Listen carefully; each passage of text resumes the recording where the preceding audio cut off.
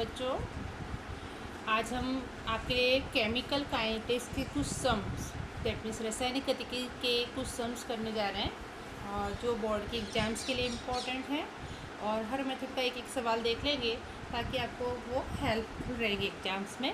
उसके पहले हम इस चैप्टर के जो इम्पोर्टेंट फार्मूले हैं वो देख लेते हैं। तो चैप्टर 4 केमिकल काइनेटिक रासायनिक गतिकी।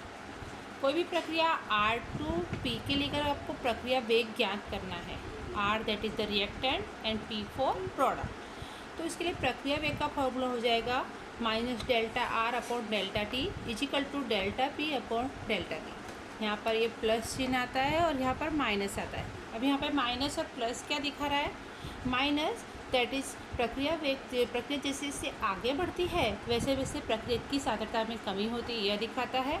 और प्लस डेल्टा भी प्रक्रिया जैसे जैसे आगे तक बढ़ती है वैसे वैसे उत्पादों की सांद्रता में वृद्धि होती है। अब हम कोई भी प्रक्रिया लेते हैं, suppose N1A, N2B, N3C, N4D। तो इसके लिए प्रक्रिया वेग क्या हो जाएगा? तो ये हो जाएगा -1 upon N1 upon DA upon DT equal to -1 upon N2 DB by DT equal to 1 upon N3 DC by DT 1 upon N4 DD by DT, जहाँ N1 N2 क्रमशः क्या है? प्रक्रियकों की मोल संख्या है और N3 N4 उत्पादों की मोल संख्या है। सेम मेथड हमको करना है बट यहाँ पर मोल संख्या आ गई। आगे कुछ और फॉर्मूले हम देख लेते हैं, उसके बाद सवाल करेंगे। अब कोई भी एक सामान्य अभिक्रिया दी है, सपोज आपको AA, BB, CC और DD, जहाँ A, B, C तथा D अभिक्रियक और उत्पादों के स्टोइकियोमेट्रिक गुणांक है। तो इस अभिक्रिया के लिए वेग व्यंजक क्या हो जाएगा? वेग प्रोपोर्शनल टू A की घात x और B की घात y। तो वेग बराबर K A की घात x और B की घात y।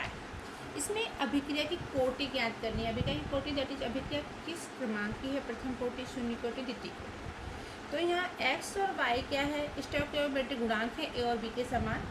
तो x एवं y इंगित करते हैं कि अभिक्रिया का वेग A और B सांद्रता परिवर्तन से कैसे प्रभावित होता है, और इन घातांकों का योग जो है वो अभिक्रिया की कोटि दर्शाता है, क्योंकि x और y क्रमशः क्या है?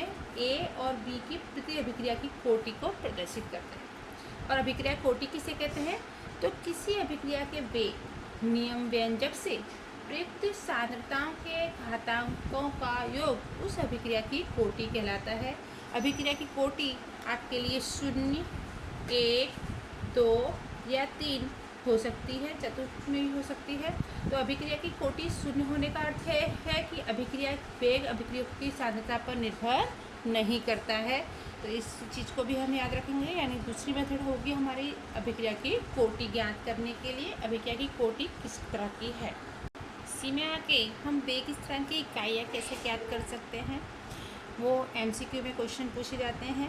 तो एक सामान्य अभिक्रिया अगर दी है आपको AA, BB, CC and DD, तो वेग का सूत्र जैसा कि अभी हमने देखा K A की घात x और B की घात y। तो x प्लस y यहाँ क्या है? अभिक्रिया की कोटि। K बराबर हो जाएगा वेग अपॉन K, वेग अपॉन A की घात x और B की घात y। वेग की इकाई क्या होती है? सांद्रता अपॉन समय, और ये 1 अपॉन सांद्रता की घात n। अब सांद्रता एवं समय की इकाई मोल पर लीटर एवं सेकंड में लेंगे अगर हम, तो K की विभिन्न इकाई हम किस तरह निकाल सकते हैं वो देख सकते हैं।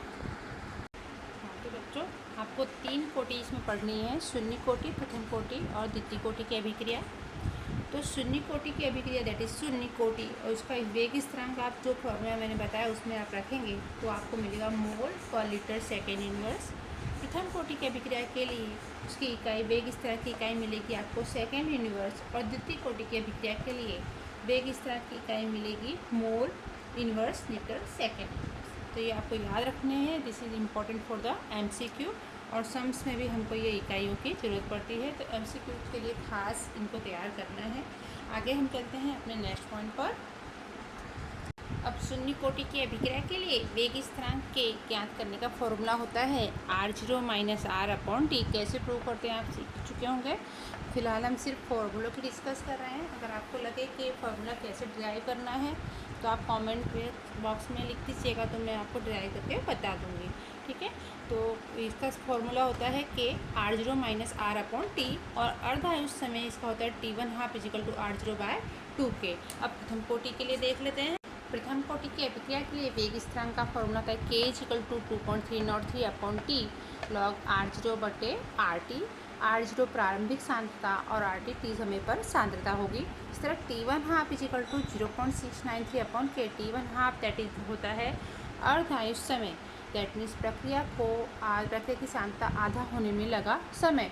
तो इन फॉर्मूला के बेस पर हमें सम्स करने हैं, तो हम आगे सम्स चालू करते हैं कि इतने ही सम्स हमें ज़रूरी हैं एग्जाम्स में। ये सारे फॉर्मूले तैयार करने के बाद इससे रिलेटेड हम सम देखते हैं। चलिए, सबसे पहले प्रक्रिया वेग कैसे डिनोटेट करते हैं। तो यदि कोई प्रक्रिया दी है आपको H2 प्लस I2 2HI, ये आपको प्रक्रिया दी है, इसका प्रक्रिया वेग आपको दर्शाना है। तो क्या करोगे आप, इसमें तो मोल संख्या दी नहीं है, तो minus D H2 upon D T equal to minus D I2 upon D T. यहाँ पर मोल संख्या है, उत्पाद है तो प्लस में आएगा, D HI upon D T. तो इसमें MCQ में इस टाइप के बेटा क्वेश्चन पूछे कर जा सकते हैं। बाद में मैं MCQ के वीडियोज भी रखूँगी, तो उसमें आपको फिर MCQ के बेस पर सॉल्व करके बताऊँगी। फिलहाल मैंने सम, अगर हम एक और एग्जांपल देख लें, suppose N2 plus 3H2 plus 2NH3 ammonia gas, इसका भी प्रक्रिया वेग अगर हम डिनोटेट करते हैं तो क्या करेंगे, minus D N2 upon D T minus 1/3 D H2 upon D T. ये हम पहला वाला फॉर्मूला N1 वाला यूज कर रहे हैं, D NH3 upon D T. Understood. तो इस तरह हम ध्यान कर सकते हैं कि मोल संख्या क्या आ जाएगी, अपॉन में आ जाती है। जो भी मोल संख्या होती है, प्रक्रिया की साइड हमको माइनस चिन्ह लगाना है और उत्पाद की साइड प्लस चिन्ह नहीं लगा हो तो भी चलेगा, बट वो क्या होगी, धनात्मक होगी। Got it. आगे हम चलते हैं अपने नेक्स्ट पॉइंट पर, अभिक्रिया कोटि नेक्स्ट पॉइंट था हमारा। तो उससे रिलेटेड एग्जाम्पल देख लेते हैं। वेग is equal to K A⁴ 1/2 B 3/2। तो अभिक्रिया कोटि जैसे मैंने बताया था घातांकों का योग होता है। तो बस सिंपल है, कोटि क्या हो जाएगी इसकी, x प्लस पाई, x 1/2 पाई है 3/2, तो 1/2 एंड 3/2। तो यहाँ हमको मिलेगा 4/2, दैट मीन्स 2। इसमें अभिक्रिया की कोटि कितनी मिल गई आपको, 2। अगर हम दूसरा एग्जाम्पल लेते हैं, सपोज वेग आपको दिया है कि A⁴ 3/2 और B⁴ -1। नाउ कोटि क्या हो जाएगी आपकी, कोटि हो जाएगी 3/2 माइनस 1, 2 1 जा 2, 3 - 2/2। ये हो गई आपकी अर्ध कोटि।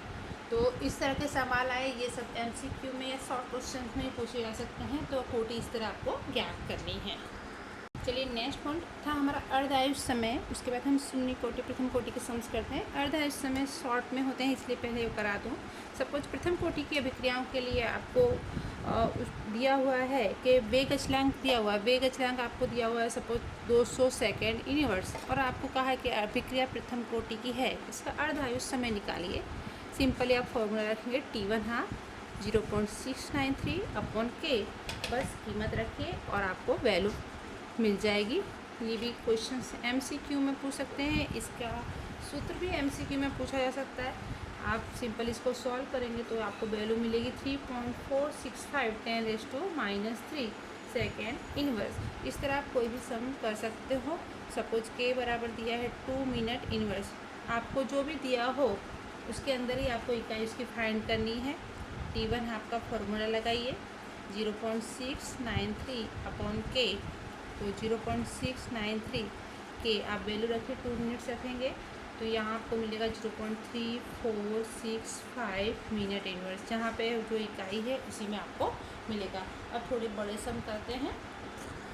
चलिए, नेक्स्ट सम है हमारा 14 C के रेडियो एक्टिव क्षय की अर्धायु 5730 वर्ष है। एक पुरातन कलाकृति की लकड़ी में जीवित वृक्ष की लकड़ी की तुलना में 80% फोर्टीसी की मात्रा है। तो नमूने की आयु का परिकलन क्या करना है? नमूने की आयु दैट इज आपको कितने साल का पुराना ये रेडियोएक्टिव जो है कलाकृति है वो फाइंड करनी है। तो सबसे पहले आपको क्या दिया हुआ है, जो दिया हुआ है उसका फॉर्मूला सबसे पहले लगाइए। T1 हाफ दिया हुआ है, अर्धायु कितनी दी है 5730 को। तो सर्वप्रथम हम T1 हाफ याद करेंगे क्योंकि हमको इसमें K कहीं नहीं दिया गया। तो T1 हाफ निकालेंगे आप, तो T1 हाफ से आपको किसकी वैल्यू मिल जाएगी, K की वैल्यू निकालेंगी। तो ये चीज़ें ध्यान रखेंगे, जो दिया है सबसे पहले उस पर ही फॉर्मूला लगाएंगे तो ऑटोमेटिक आगे की आपको आगे के सारे पॉइंट्स मिलते जाएंगे। ठीक है, तो देखते हैं आगे ये सवाल कैसे करना है। तो आगे T1 हाफ का हम फॉर्मूला लगा रहे हैं, तो 0.693 अपॉन K, तो K इज इक्वल टू हो जाएगा 0.693 अपॉन T1 हाफ। आप वैल्यू पुट कर दीजिए, ये आपको इतने वर्ड्स मिला। आप आगे इसको सॉल्व करके भी रख सकते हैं, पर आगे हमें करना ही है इसलिए मैंने सॉल्व नहीं किया है इसको। अब प्रथम क्रम की प्रक्रिया के लिए T का फॉर्मूला होता है 2.303 अपॉन K log R0 बटे RT। प्रारंभिक सांद्रता आपकी R0 मानेंगे, अंतिम सांद्रता क्या दी है, R0 का 80% दिया है, दैट इज 80 में 100 से डिवाइड करेंगे तो 0.8 R0। अब हम इस फॉर्मूले में वैल्यू पुट करते हैं अपनी। इस फॉर्मूले में वैल्यू पुट रखने पर देखेंगे कैसे करेंगे। 2.303 5730 बटे 0.693 K की वैल्यू जो हमने फाइंड की थी, log R0, RT क्या है 0.8 R0। इन सबको सॉल्व करें, 1/0.8 दैट इज 1.25 मिलेगा आपको। अब 12 का 5 पे लॉग देखेंगे, 12 का 5 पे लॉग देखेंगे 0969 आ रहा है, एक ही अंक है दशमलव के पहले, तो एक में से एक गया 0, तो ये मिल गया आपको 0.0969। इन सबको मल्टीप्लाई एंड डिवाइड करेंगे तो आपको मिल रहा है 1845.2 वर्ष। दैट मीन्स नमूने की आयु आपको मिल रही है 1845.2 वर्ष। ठीक है, तो बिल्कुल इजी, अगर मेथड से आप जाएंगे तो बिल्कुल इजीली ये सारे सम्स कर सकते हैं। बहुत इजी है इस चैप्टर के सम, सिर्फ फॉर्मूले आपको ध्यान रखने हैं। ठीक है, चलिए नेक्स्ट सम करते हैं। नेक्स्ट क्वेश्चन है हमारा, प्रथम कोटि की अभिक्रिया के लिए वेग स्थिरांक 60 सेकेंड इनवर्स है। अभिक्रिया को अपनी प्रारंभिक सांद्रता से 1/16 भाग रह जाने में कितना समय लगेगा। तो यहाँ पर आपको क्या दिया है, वेग स्थिरांक K, वेग स्थिरांक K दिया है 60 सेकेंड इनवर्स। ठीक है, प्रारंभिक सांद्रता हम क्या मान लेंगे, R0। आपकी प्रारंभिक सांद्रता हो जाएगी R0। अंतिम सांद्रता के लिए बोल रहा है प्रारंभिक सांद्रता का 1/16 भाग, तो अंतिम सांद्रता दैट इज RT हो जाएगा आपको R0/60। ठीक है, तो आगे अब हमारा फॉर्मूला जो है वो रखते हैं। तो देखिए T is equal to 2.303 upon K log R0/RT हमारा फॉर्मूला है। K को हमने T को बनाया है, K इस साइड लाए हैं। 2.303 K कितना दिया हुआ है 60, log R0 पता नहीं है, RT क्या हो जाएगा R0/60, R0 चला जाएगा, यहाँ आ जाएगा 2.303 अपॉन 60 log 16 का हम लॉग देखेंगे, 2.303 अपॉन 16 का 0 पे लॉग देखेंगे तो ये मिलेगा आपको 1.2041। एक्चुअली लॉग मिला है 2041। यहाँ पर 2 अंक हैं दशमलव के पहले, तो 2 अंकों में से एक घटाएंगे तो 2 में से 1 क्या 1, ये लॉग का नियम होता है। इन सबको मल्टीप्लाई वगैरह करेंगे तो 4.62 10⁻² सेकेंड ये आपका आंसर मिलेगा, है ना। बिल्कुल इजी सवाल। आगे एक और सवाल देख लेते हैं इसी तरह का। हमारा नेक्स्ट क्वेश्चन है, नाभिकीय विस्फोट का 28.1 वर्ष अर्धायु वाला एक उत्पाद 90 स्ट्रोंशियम होता है। यदि कैल्शियम के स्थान पर 1 माइक्रोग्राम 90 स्ट्रोंशियम नवजात शिशु की अस्थियों में अवशोषित हो जाए और उपाचय से ह्रास ना हो तो इसकी 10 वर्ष एवं 60 वर्ष के पश्चात कितनी मात्रा रह जाएगी। बहुत अच्छा सवाल है, ये सवाल भी बोर्ड में कई बार पूछा जा चुका है। तो इसमें हो सकता है इसमें भी कि संख्याएं बदल दी जाएँ, जैसे मैंने पहले भी तो दोनों सवाल कराए, वो भी इम्पोर्टेंट सम्स हैं। तो देखते हैं बेटा ये कैसे करना है। तो सबसे पहले इसमें दिया क्या है, अर्धायुष। तो मैंने आपको पहले ही बताया कि जो दिया हो सबसे पहले उसका फॉर्मूला लगाएंगे, उससे क्या हो जाएगा आपको के कहीं नहीं दिख रहा है ना, तो अर्धायु दिया है तो अर्धायु दैट इज T1 हाफ का फॉर्मूला होता है T1 half is equal to 0.693 upon K. तो आपको के की वैल्यू मिल जाएगी और इजीली आप आगे प्रारंभिक और अंतिम सांद्रता के रूप में उसका गणना कर सकते हैं। तो के की वैल्यू फाइंड हो जाएगी और टी आपको दिया हुआ है। तो अब हम आगे सवाल करते हैं। चलिए शुरू करते हैं। T1 half is equal to 0.693 upon K. तो K equal to 0.693 upon T1 half. T1 half आपको दिया हुआ था 28.1 वर्ष। तो आपको वैल्यू मिल जाएगी 2.4662 10⁻²। अब 10 वर्ष के बाद 90 स्टोनसिम की गणना करनी है। तो K equal to 2.303 log R0 बटे RT।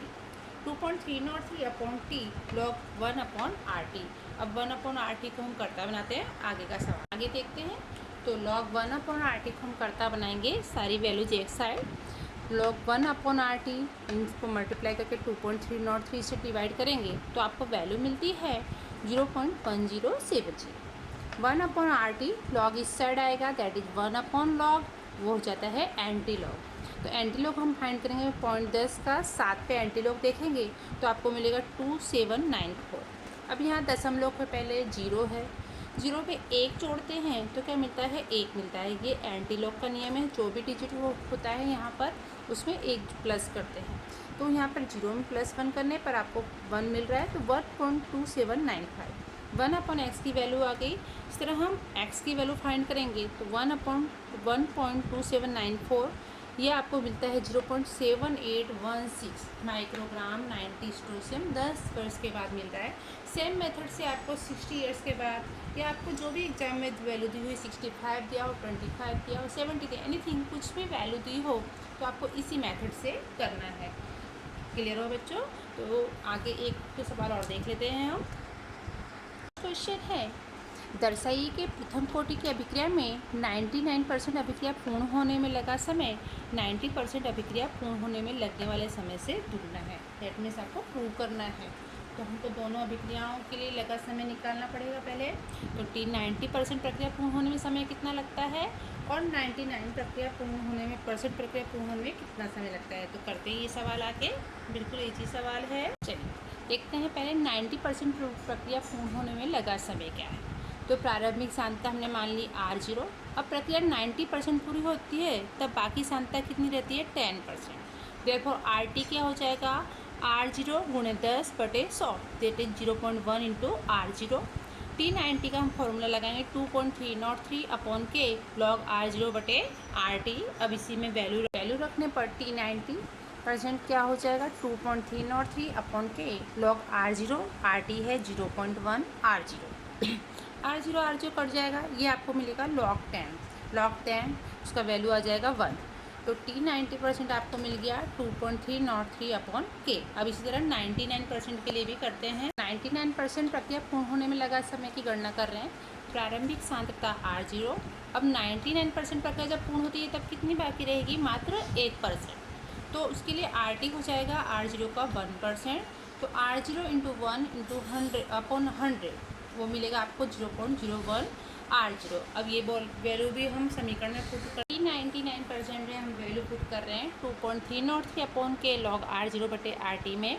2.303 अपॉन के लॉग R0, RT है आपका 0.01 R0। R0 कट जाएगा, ये हो जाएगा log 100 दैट इज 10⁻²। 10⁻² का लॉग करेंगे तो आ जाएगा 2। इसको हम बोलेंगे समीकरण नंबर 2। अब समीकरण 1 और 2 की तुलना करने पर 1 और 2 पर से T99% अपॉन T90 किया हमने, दोनों की वैल्यू पुट की। आप देखिए क्या मिल रहा है, T99% is equal to 2 into T90%। यही हमको प्रूव करना था कि 90% प्रक्रिया पूर्ण होने में लगने वाला समय, इसे T99% प्रक्रिया पूर्ण होने में लगने वाला समय कितना है, दुगना है। तो आपका सवाल यहाँ पर सिद्ध होता है। बिल्कुल इजी सवाल था, बिल्कुल मैथमेटिकल सिस्टमेटिक। आप सूत्र से जाओगे तो सारे सवाल आपको बहुत इजीली आ जाएंगे। मैं एक आध सवाल और करा देती हूँ, फिर भी आपको कोई डाउट हो इस चैप्टर के किसी सम में तो आप कमेंट बॉक्स में लिखना, तो मैं उसका वीडियो बनाकर रख दूँगी।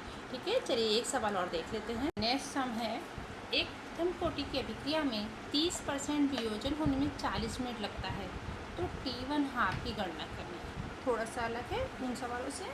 तो प्रारंभिक सांद्रता कितना है R0। 40 मिनट में वियोजन हो रहा है 30%, ठीक है, 30% दिया है आपको। तो कितना परसेंट बाकी रहेगा? 70%। तो प्रारंभिक सांद्रता तो आपने R0 लिए, अंतिम सांद्रता क्या कितनी हो जाएगी? R0 का 70%, जितना बाकी रहता है हमको उतना ही लेना है। तो R0 का 70%, तो 0.7 इंटू R0 ये हो जाएगी आपकी अंतिम सांद्रता। चलिए आगे, RT इक्वल टू 70/100 R0, ये हो जाएगा 0.7 R0 के। हमारी जो प्रथम कोटि के अभिक्रिया का सूत्र है रखेंगे, इसमें सारी कीमतें हम रख रहे हैं।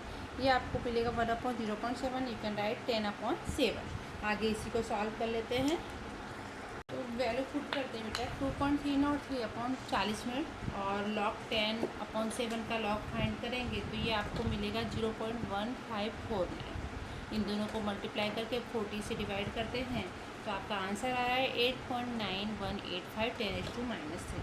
तो ये हमारा T1/2 के BC में गणना करनी है। आपको क्या मिल गया? K की वैल्यू मिल गई है। T1/2 इसमें फाइंड करना है तो ये आपको 0.693/K वैल्यू रखिए। 0.693/K की वैल्यू आई है 8.9185 10⁻3। ये आपको मिल जाएगा लगभग 77.77 मिनट। तो T1/2 हमने इस तरह निकालना है। तो लगभग मुझे जिस तरह के सवाल IMP लग रहे थे मैंने सारे सवाल करा दिए बच्चे। अब आपको कोई भी डाउट हो और कोई सम पूछना हो तो आप पूछ सकते हैं। इन सारे सवालों की और सारे सूत्रों की अच्छे से प्रैक्टिस करना। And best of lux. Next chapter के दूसरे इंपॉर्टेंट क्वेश्चन के साथ भी नेक्स्ट वीडियो में रखती हूँ एक दो दिन में। ठीक है, बेस्ट ऑफ लक। फिर मिलते हैं। Bye, take care.